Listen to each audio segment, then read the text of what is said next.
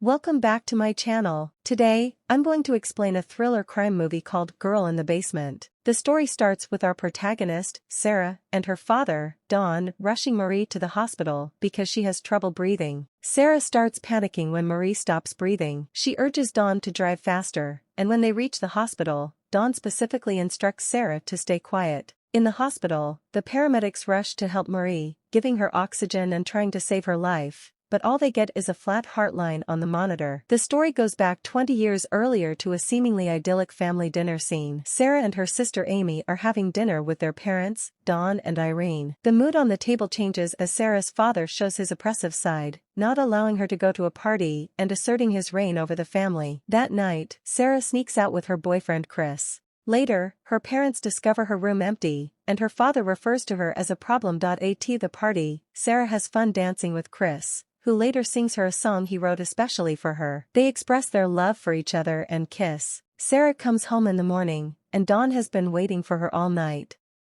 They fight, and Sarah says that the moment she turns 18, she will leave the family for good. Sarah talks to her mother and sister about her plans to travel all around the country while working to support herself. Her dad overhears the conversation and goes to the basement, where he reveals the existence of a secret room behind a bookshelf. 3 months later, Sarah graduates, and in a conversation with her mom, it is revealed that her father has been spending more time in the basement, his man cave. When Irene leaves the house, Dawn tricks Sarah into the basement by asking for her help to carry a box. He takes her into the secret room, telling her it is a bomb shelter made by the previous owner, and locks her in, explaining that from now on, she will have to earn everything she gets, even the clean ventilated air. The shelter is soundproof, so nobody can hear her screams for help. Worried about her whereabouts, her mother calls the police. On the 4th day, her father visits her and coldly explains the logistics of her captivity. He takes advantage of Sarah's vulnerability. A cop visits the family, saying that Sarah likely left for her planned long trip across the country. Her mother does not believe that Sarah would ever leave home without saying goodbye, especially before her 18th birthday. Alone and afraid, Sarah reminisces about her night spent with Chris as the days go by. Chris comes to the house, and Dawn lies to him, saying that after graduation, Sarah ran away with her childhood neighbor, Steve. On the 21st day of captivity, Sarah celebrates her 18th birthday, and her dad brings her a cake and a red nightgown as a gift. She asks for a clock, and he tells her she has to do something for him so that he does something for her. When she disobeys him, he beats her. Almost a year after her captivity, she is revealed to be pregnant, and her water breaks. All alone, she gives birth to a girl named Marie. 4 years later, Sarah is pregnant again, and Don lives a secret double life, one with his wife Irene and daughter Amy, and another in the basement with Sarah and her daughter Marie. Still worried about Sarah's whereabouts, Irene wants to hire a private investigator, but Dawn firmly says no. As a gift for being good, Dawn brings a TV to the basement for Sarah and Marie. Later on, Sarah has a second baby, a baby boy named Michael. One night, Sarah makes her terrifying life story into a bedtime story filled with princesses and knights that she tells to her kids. Chris visits the house again, asking around for Sarah. Her sister Amy tells him the truth, realizing that Dawn lied to Chris. They talk about how horrible he has always been to Sarah. Amy is afraid that Dawn might have killed her, citing his personality and bad temper in the past. To make the time go by, Sarah creates imaginary adventures for her children to help them forget the outside world. In the meantime, Dawn is confronted with his lies by Amy and Irene. A horrible fight ensues. Furious, Irene yells that she'll do everything in her power to find her daughter. During their fight, Dawn drops his keys on the armchair. Amy takes the keys and goes around to the basement to look for clues. Dawn finds her, gets his keys back, and fights with Amy. She is mad, afraid, and blames him for causing Sarah's disappearance. As time passes by, Sarah has another baby boy whom she names Thomas. Being nice and calm, Sarah convinces Dawn to take the third baby upstairs. She persuades him by explaining that there is no room for another baby in the basement and that she doesn't have the time to take care of it. The baby is left on the house's porch, to be found by Irene. In a heartfelt note in the baby basket, seemingly written by Sarah, she writes that this is her baby and that she wants it to be raised by Irene. In the letter, she explains that she and her boyfriend don't have the means to take care of the baby. In the basket, there is also another note from Sarah pleading for help. Unfortunately, Dawn is the one who discovers it and assaults her again. The years go by in captivity, and the children develop an extraordinary imagination, expanding their mom's bedtime story. By now, Sarah has been in the basement for 14 years.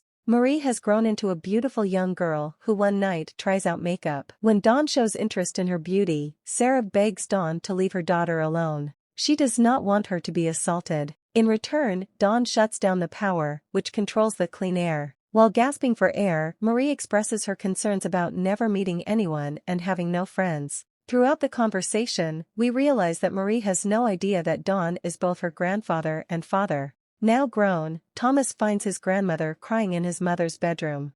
Irene misses her daughter and talks to Thomas about how magnificent Sarah is.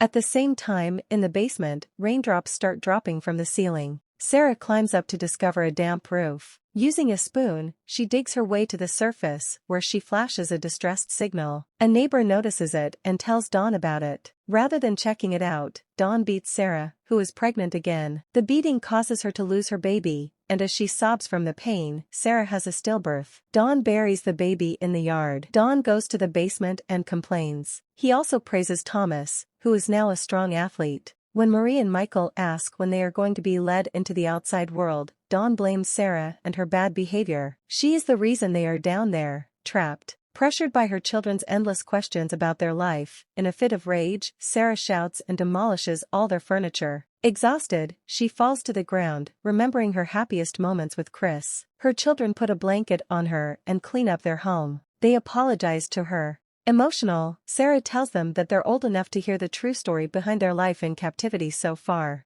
They knew that Dawn lives upstairs with their Aunt Irene to help take care of Thomas. Sick of all the lies, she tells them everything, starting from the fact that her life is the inspiration of their favorite bedtime story. Gently, she explains that Dawn is her dad as well as their dad. The moment Marie finds out the painful truth, she has a severe asthma attack. The children now feel that there is something wrong with them. Sarah reassures them, telling them that she loves them and that Dawn is the only one to be blamed. A year later, another incident occurs between Dawn and Michael after Dawn insults Sarah and her appearance. The food for the basement is being rationed as Dawn is having trouble at work. Soon, he loses his job, facing foreclosure. Dawn tries to suffocate the family in the basement. He connects the car exhaust fumes with the air vent. He gets interrupted by Thomas in the garage, who unknowingly saves their lives. While Dawn and his family have a fun barbecue in the yard, Marie is sick, struggling to breathe. Dawn refuses to take Marie to the hospital.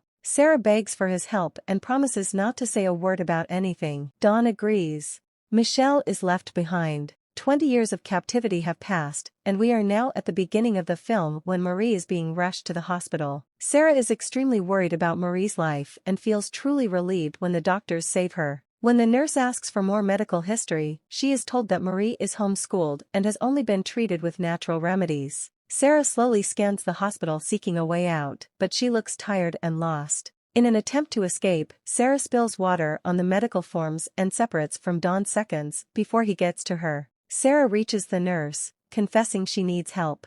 A police officer goes to talk to Dawn, and the police arrest him. Sarah announces this to Marie.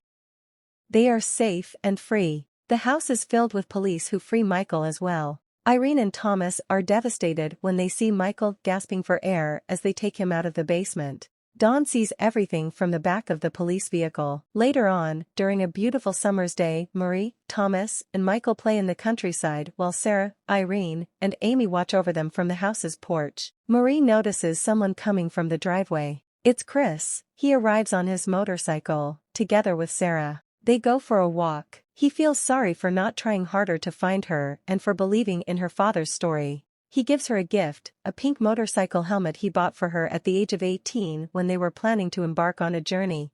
Finally happy together, they go on their long-awaited motorcycle ride. Thank you for watching. For more videos please like, share and subscribe my channel.